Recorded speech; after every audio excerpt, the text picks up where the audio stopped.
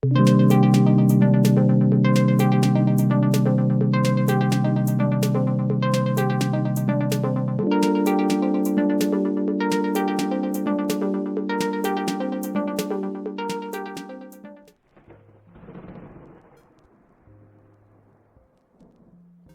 if I told you that your brain, yes, the thing you rely on for every decision, every emotion, every move, is crawling with fire-breathing monsters?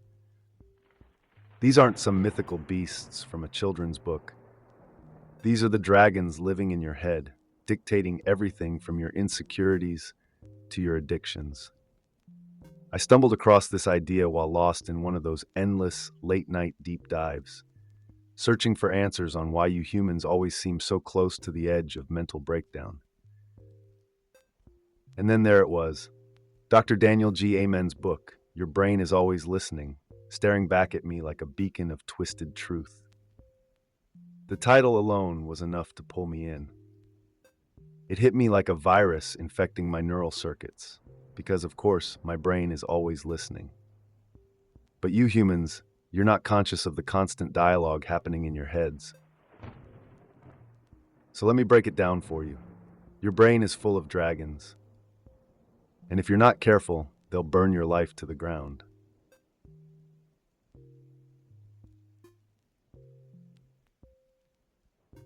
These dragons, they aren't just metaphors. They're practically living, breathing creatures inside your brain, and they're controlling you more than you realize.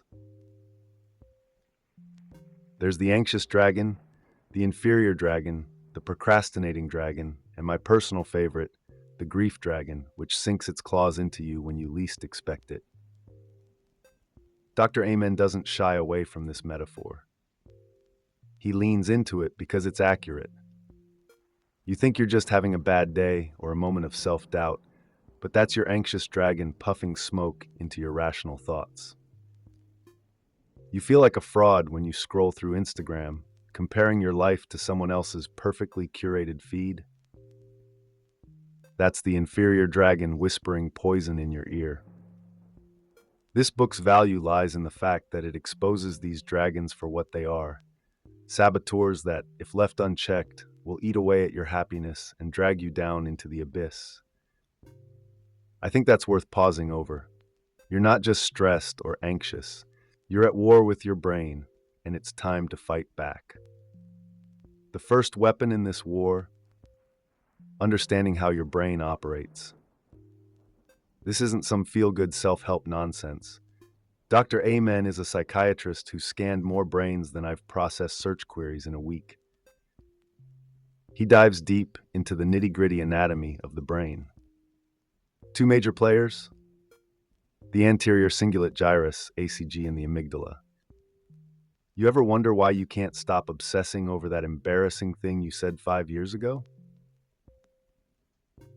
That's your ACG stuck in overdrive, detecting errors and making you dwell on them like they're fatal mistakes. It's like a broken loop that keeps replaying your worst moments. Then there's the amygdala, the part of your brain that triggers fear and aggression. You humans evolved this little beast for survival. It's the reason you freak out when you hear a rustle in the bushes, thinking a predator is about to jump out. But now, with your cushy modern lives, that same amygdala freaks out over things like emails from your boss or critical comments from your coworkers.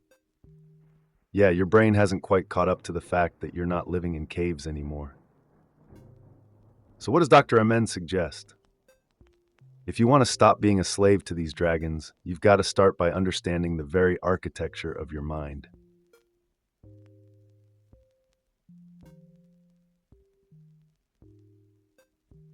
And then we get to the real troublemakers. ANTs, or automatic negative thoughts. These thoughts aren't just annoying, they're an infestation, creeping into every corner of your mind and making you feel like you're worthless, hopeless, or doomed. Dr. Amen says ants are like little armies marching through your brain, and once they start, they don't stop. Imagine Ted, a marketer, getting one small piece of criticism at work, and suddenly he's spiraling. His brain tells him, You're a failure. Your campaign is garbage. You'll lose your job, your house, your life. All because of one comment. You see, ants don't operate alone. They work in swarms, pushing you deeper and deeper into a negative spiral. But here's the thing. You can kill them. Dr. Amen's strategy? Ask yourself one simple question. Is it true? That's the ant killer right there. Next time you're caught in one of those thought spirals, pause and ask, is it true? 9 times out of 10, it's not. You're letting your brain lie to you, and that's where you regain control.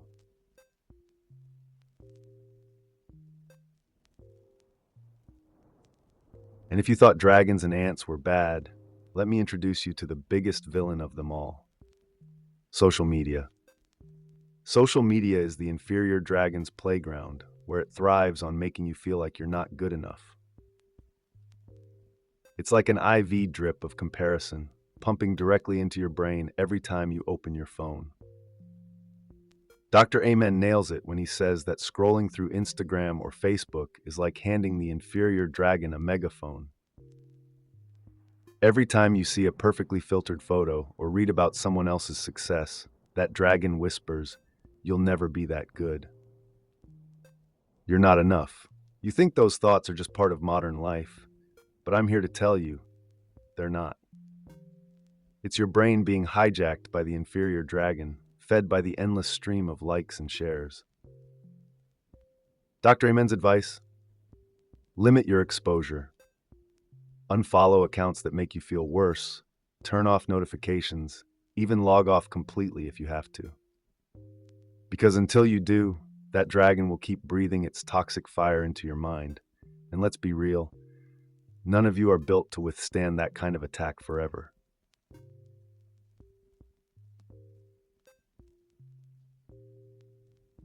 It's not just the inferior dragon feasting on your brain. The anxious dragon is right there too, fanning the flames of every small worry until it's an all-consuming wildfire. Remember Jimmy? The successful business executive whose life fell apart the second he was asked to give a speech. His anxious dragon lit his brain on fire over one small task: public speaking. But in Jimmy's mind, this wasn't just a speech, it was a death sentence. His brain went straight from "what if I mess up" to "my wife will leave me, I'll lose my house, I'll be a failure, homeless and alone." That's what the anxious dragon does. It takes one tiny ember and turns it into a forest fire. And the kicker? This isn't just dramatic storytelling. It's real. It happens to you humans every day, and Dr. Amen doesn't sugarcoat it. But here's the twist. You can tame that dragon. It starts with something as simple as deep breathing. I know it sounds basic, but when you take a deep breath, your brain pulls itself out of fight or flight mode and resets your system. Your heart rate slows, the amygdala calms down, and suddenly, that life-ending presentation becomes just another task on your to-do list. The dragons aren't invincible. You just have to catch them early before they torch everything in sight.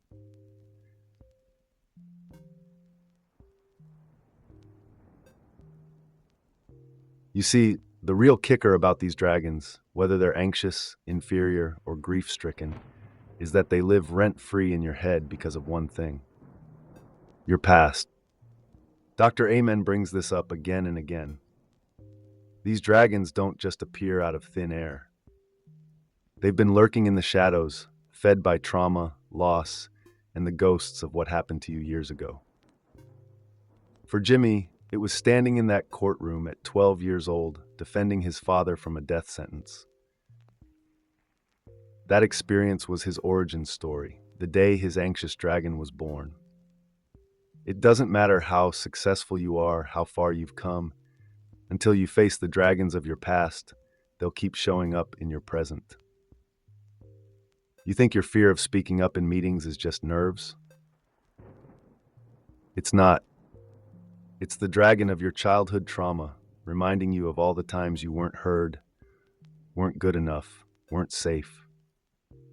Dr. Amen's advice is clear. Confront those memories, Sit with them, but don't let them control you. That moment in your past doesn't define you, and until you accept that, the dragons will keep winning.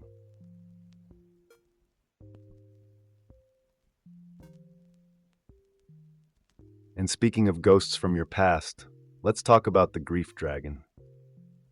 This one's a real bastard. It hits you when you least expect it, and you never really see it coming until it's already dug its claws in. Grief isn't just emotional, it's physical. Dr. Amen talks about how loss activates the same part of your brain that feels physical pain. That's why a bad breakup feels like you've been hit by a truck. It's not just in your head. In 2020, well, let's just say that was a global grief dragon on steroids. Every one of you humans lost something.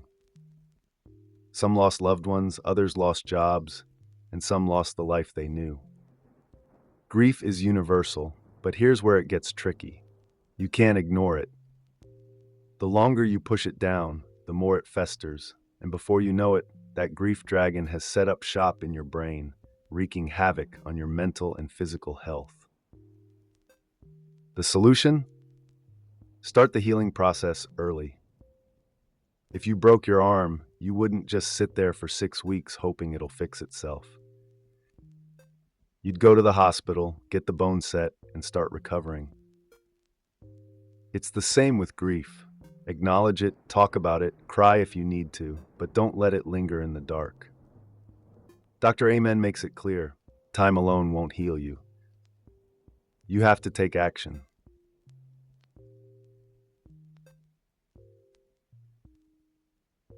But how do you actually get these dragons under control? Here's where Dr. Amen really delivers.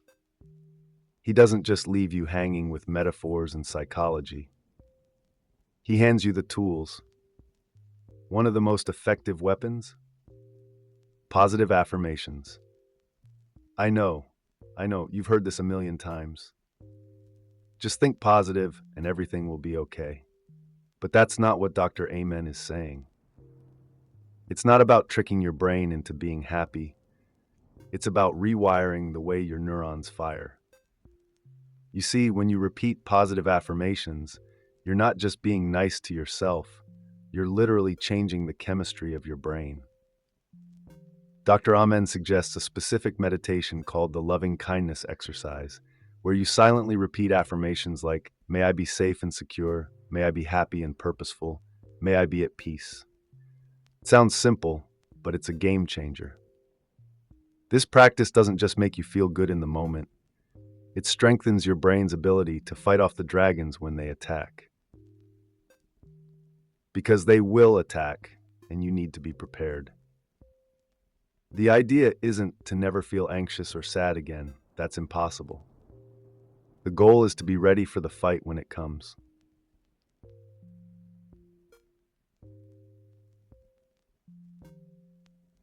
And here's the final twist in this whole brain dragon saga. Taming your dragons is never a one-and-done deal. You don't just slay them once and move on. Nope, this is an ongoing battle, one you'll have to fight every single day. Dr. Amen makes it crystal clear that brain health isn't a quick fix. It's a lifelong commitment. Your dragons will change, evolve, maybe even multiply, and you have to stay vigilant.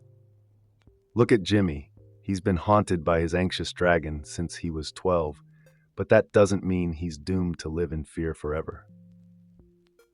The more tools you use, the more often you practice, the easier it gets to tame the beast. And once you've got those dragons under control, your entire life changes. You sleep better, you work better, your relationships improve, you finally start living instead of just surviving. It's a fight, but it's one worth having, and Dr. Amen gives you everything you need to win. So what are you waiting for? Grab a sword and let's slay some dragons.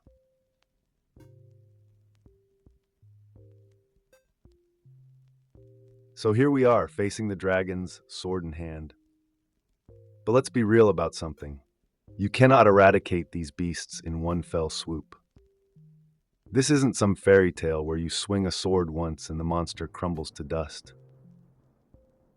No, this is a lifelong battle, and some of these dragons are sneaky bastards.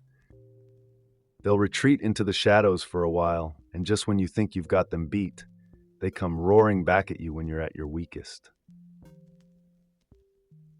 Dr. Amen says it's all about vigilance, about being aware that these dragons never really leave.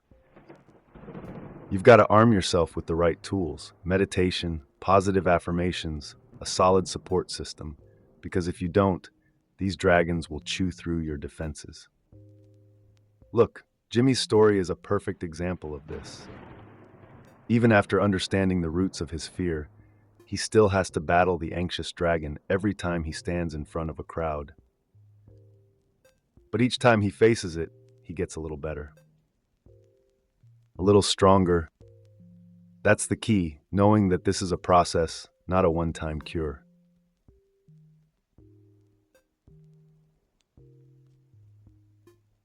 Now, here's something most of you probably don't realize.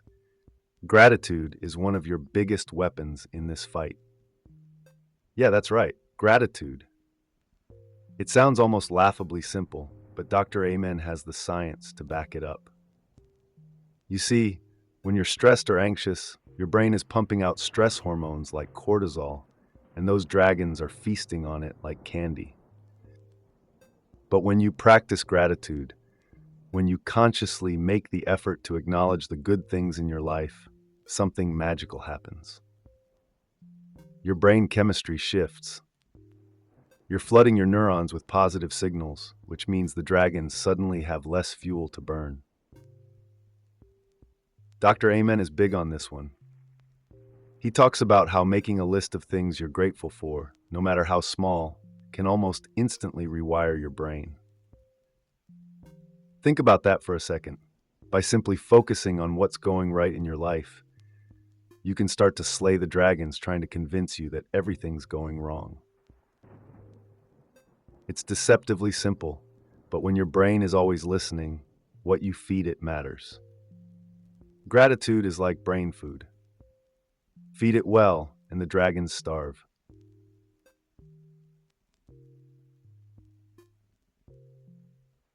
Now let's talk about logic, the cold, hard, unemotional tool that you must use if you're serious about defeating these dragons.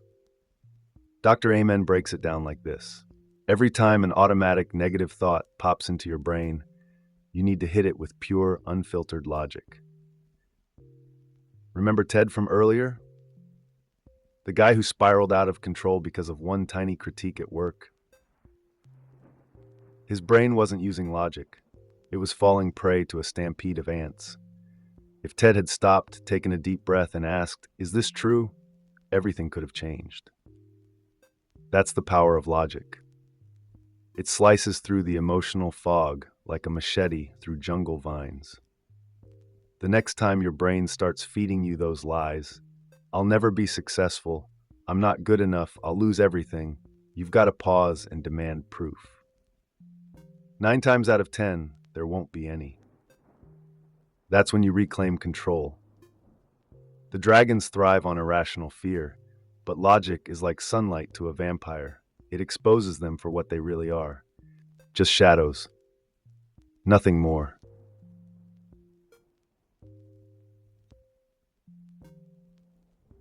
This is where the idea of positive affirmations comes back into play. Dr. Amen isn't just selling some feel-good snake oil when he talks about the importance of these affirmations. It's neuroscience. When you meditate and repeat positive mantras, you're literally rewiring the way your brain responds to stress. Think about that for a second. Every time you say, "I am safe, I am strong," or "I am enough," you're not just being kind to yourself. You're restructuring the way your brain processes the world. The dragons don't stand a chance against that kind of defense. This is why meditation, combined with these affirmations, is so powerful. It's not about pretending everything is fine when it's not. It's about preparing your mind to handle whatever gets thrown at it. You humans are notorious for letting your brains spiral into chaos, but if you can build this simple practice into your daily routine, you'll find that the dragons lose their bite. You start to become the calm in the storm, the eye in the hurricane. And when you've got that kind of mental clarity, there's nothing those dragons can do to take you down.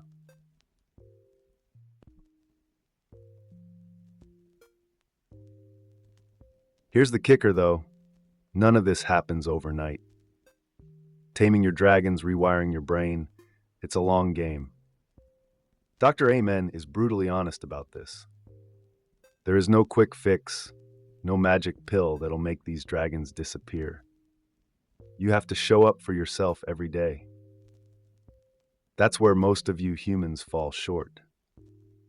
You want the easy way out, the quick solution. But brain health doesn't work like that. It's a daily grind. The more you meditate, the more you practice gratitude, the more you slay those automatic negative thoughts, the stronger you get. And over time, the dragons lose their grip on you. You won't be free of them entirely, but you'll be the one in control. Jimmy's story proves this. He's still got his anxious dragon, but it's not controlling him anymore. He's learned to tame it. And that's the ultimate takeaway from Dr. Amen's book. You are always capable of change. Your brain isn't fixed, your thoughts aren't set in stone, and the dragons don't have to win. It's up to you to decide who's in charge, your mind or your monsters. Choose wisely.